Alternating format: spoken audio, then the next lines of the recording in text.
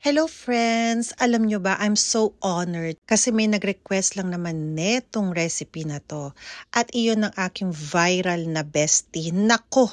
Kahit saan pa yan mag-comment, basta natag ako, nanginginig pa na gawin ang nire-request niyang recipe. At dun sa isang posting ng aking sisams ni Risa nang gawin sa akin, nakarating lang naman ang comment niya na yun na request. Baka mamaya, pag hindi ko pinagbigyan, hindi na ako i-shout out sa kanyang mga vlogs. Nako, baka hindi ako lalong mag-viral. Charot, hindi pa naman ako viral. Sana all katulad niya viral na. So kung gusto ninyong matuto tungkol sa monetization sa YouTube and FB, mag-follow na kayo sa kanyang FB page na Tomboy TV or sa kanyang YouTube channel na same din, Tomboy TV.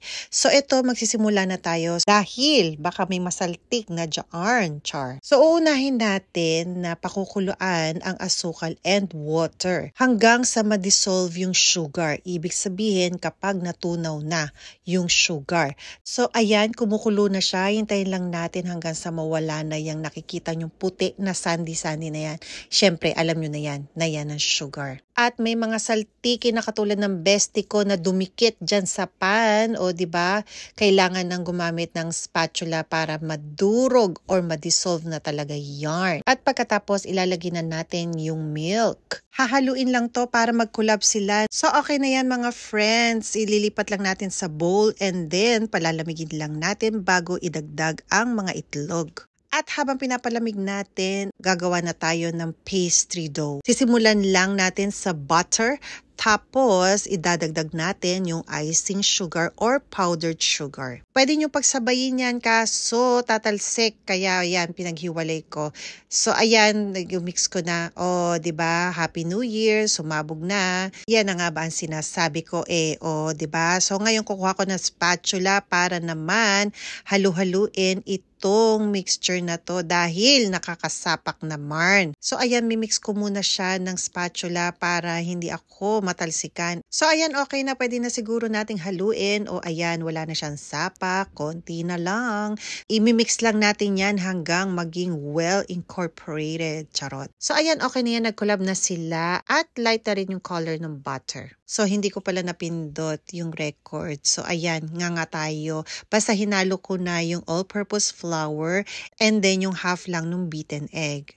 Tapos, dahil mukha siyang cookie dough, medyo wet yung kanyang mixture, ang gagawin natin ay magdadagdag lang tayo ng all-purpose flour hanggang sa ma-form nyo na into a ball or yung mahawakan nyo na siya kasi medyo sticky siya. So, ayan, parang ganyan. O, diba? Dagdag lang kayo ng dagdag pero wag masyado kasi baka tumigas yan. Tandaan nyo, medyo crunchy itong crust na to. Kaya kailangan alalay lang ang paglagay ng flour. Pwede nyo naman ilagay na muna yan sa ref para lang tumigas ng konti yung butter kasi medyo soften na talaga yung butter na nilagay ko.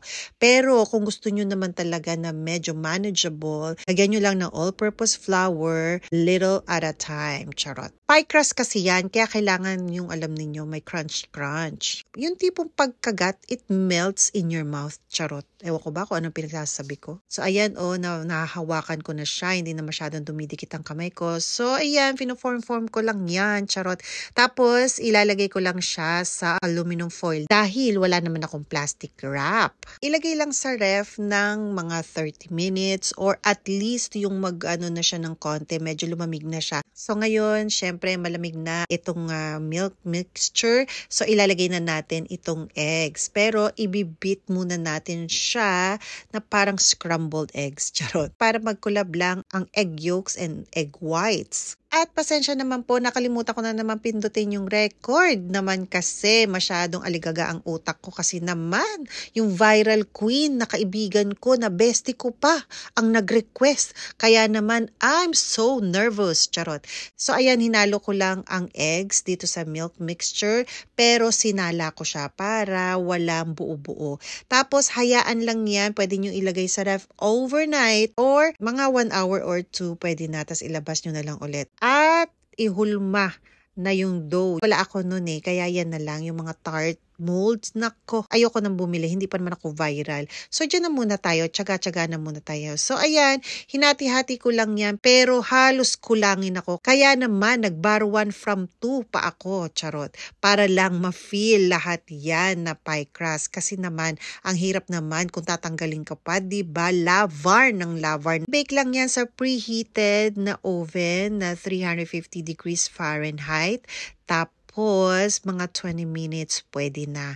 Pero kapag naamoy na ninyo yung mala bakery na bahay na ninyo, ang gawin ninyo, silipin nyo kasi baka mamaya masunog na. Kapag nag-solid na yaang egg mixture, pwede na yan. Tanggalin na ninyo. Katulad neto. Tinusta ko ng konti yung crust, pero ang original talaga na Hong Kong egg tarts ay malaputla ang kanilang crust. So ayan, o diba, tatapos din tayo. Hindi na yan nilagyan ng vanilla kasi nga para malasahan talaga yung pagka-egg kasi nga egg tart. O ayan, may patakam moment na naman ako sa inyo. Nako, I'm sure naglalaway na tong bestie ko na si Tomboy TV na viral na ngayon.